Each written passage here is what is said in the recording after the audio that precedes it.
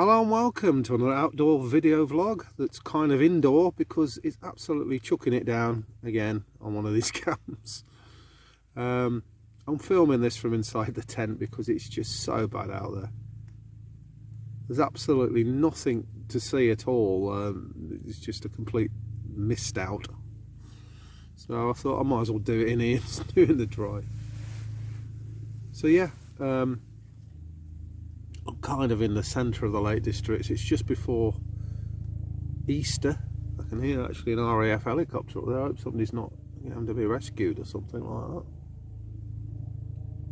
that. It's definitely an RAF helicopter, that. Yeah, you always worry when you hear those things when you're out in the Lake District and you're in the mountains, but yeah. So basically, success is relative. What does that mean?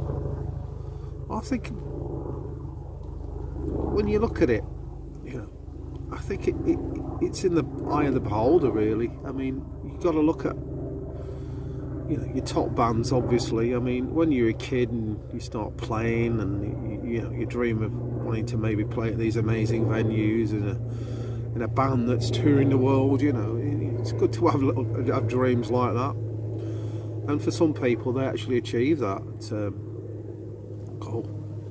But for most of us, you have to get a grip on this kind of success thing. To me, I think being happy playing music, creating music,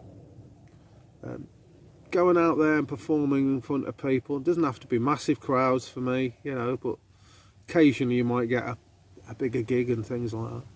I think for most of us, that's kind of success, really, isn't it? I think you can get carried away with you see all these YouTube vids and that of people saying, oh, this is what you've got to do to be successful, this is how you've got to approach record companies, though record companies are not what they used to be. This is what you've got to do to get your stuff advertised on Spotify, and there's all these sort of people telling you how easy it is to do it, but within that framework there comes certain stresses where I think it takes a lot of the joy out of it. I mean, one of the things for me, I've sent stuff off in bands to record companies in the past, like back in the day, and that when the system was different, you didn't have social media and all this stuff, like and you get interest from them, and they just these A&R people will get interested in you and say, oh, I might come and see you and all this kind of thing, and then you don't hear anything, and then when you get in touch with them again, you find that the poor bloke's been sacked, he's been fired. It was kind of crazy, really, going back in them days. But I think nowadays you can become your own cottage industry, if you will, and that's all down to the power of the internet, really. In that you can Spotify and Discord, the other one. There's a few of these download kind of servers that are going around and that, and you can get your stuff up on there, and it's great, really. To me, we're doing this album. Well, I keep banging on about it, but get that when we get that up on these things like Spotify and that, and, we'll make a few hard copies for people and give a few away. Hopefully sell a few, and that to me, I'm quite happy with that. But, I know a lot of people want to go for the big thing, but there comes a point where like with me, I've got a family and that, and I'm self-employed, so I've got a mini business. Like, you can hear the rain on the tent now. It's absolutely lashing down again. I'm not having any luck. I think this is my 5th wild camp of 2023, and it's rained heavily on every single one of them. So, there you go. So yeah, to me, success is relative. I just remembered a point I was going to make on this video.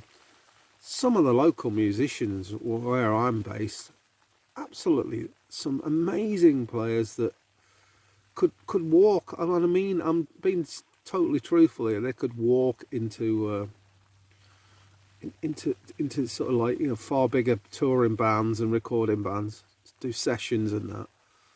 But you know, a bit like myself, they've got families and they've got, you know, roots where they are, and that side of it, the business side of it, should we call it that, it just doesn't appeal to them so much, and they're quite happy doing what they're doing, but you know, maybe doing the occasional big gig here and there, and just to keep it all going all nice and happily along there. But yeah, I think, you know, I'm not saying don't go for it. I'm not saying that at all. I'm not saying don't have dreams.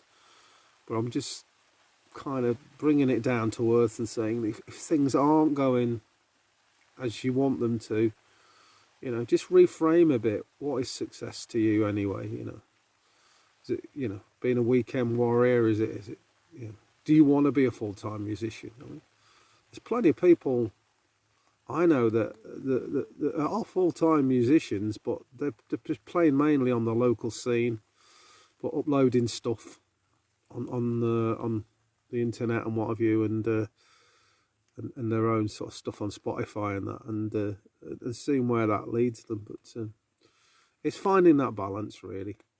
Yeah, just wanted to say that. Marshall amps. Bit of a sad one for me, that they've been sold to the company that makes the Bluetooth speakers, and you wonder what the future of that company is going to be. This company, you reckon that they're going to still have the amps made as they always were, and that, and hopefully in the UK and that, and we'll see where that leads to. But if you've got an old Marshall amp that's you know, it's got a bit of history to it, I'd keep hold of it. I really would. See where this goes. Like, I've still got my JCM 850 watt, and that I'm keeping that as like it rarely gets out these days, but it's a bit of a legacy for my two lads, you know. It's getting quite a rare amp now. But Marshall, yeah, if anybody from Marshall, or apologies, I forget the company that's taken over, they're a Swedish company, ever by some chance watches this, you know, I would love to see Marshall make the heads like the plexi and the real loud heads, make like the JCM 800 for that matter, make them in that form, digital form, like Fender do with the Tonemaster series, and you got the connectivity out with the cab sims and all the rest of it, and you know, they're like half the weight and half the price. I'd love to see Marshall do something like that, like a proper plexi, you know, but then you can attenuate it at the back, and that it's mimicking the sounds of the actual thing. Like, you know, I'd love to see something like that from Marshall. But I wish Marshall well. I hope it all works out. So yeah, where are we at now? Basically, we are in a horrible, drizzly situation where I'm dreading to take the tent down, but you can see there's plenty of room in this thing. Yeah, it's comfortable enough. I just don't want to go outside of it. So yeah. So yeah, I just just a quick fight. This is a bit of a long one, but this is just a quick final thing, really. The whole issue of boutique pedals is doing my nut in at the moment, and I have them on my board, pedal board, and I do love one or two of them, but it's crazy at the moment, the amount of people knocking this stuff out. So I just went back to basics and built a Boss pedal board. So every pedal on it is a Boss one.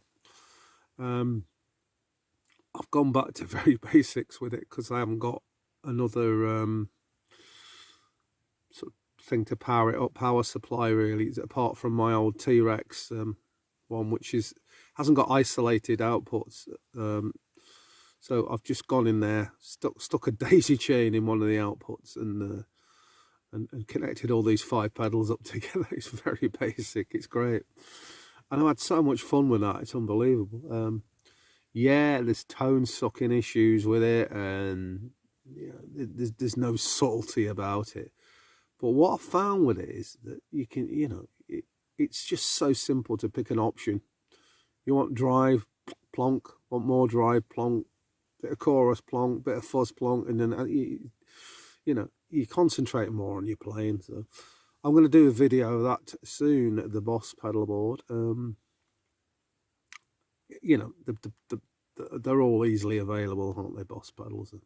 Some of them are my very old stuff, and some I would have put all old stuff on there if I'd have had it. But, some of it's just broken down, so I've just replaced it with what a couple of Wazza pedals I had. So yeah, I look forward to doing that one, because it is a bit quite interesting, the sounds that are coming out of it. Anyway, this is a very long one. I must get this tent down and I must get home. I'm dreading it, but I'm going to do it. So it just remains for me to say thanks for watching. Stay safe. Keep safe, guys. And I'll see you all later. Bye.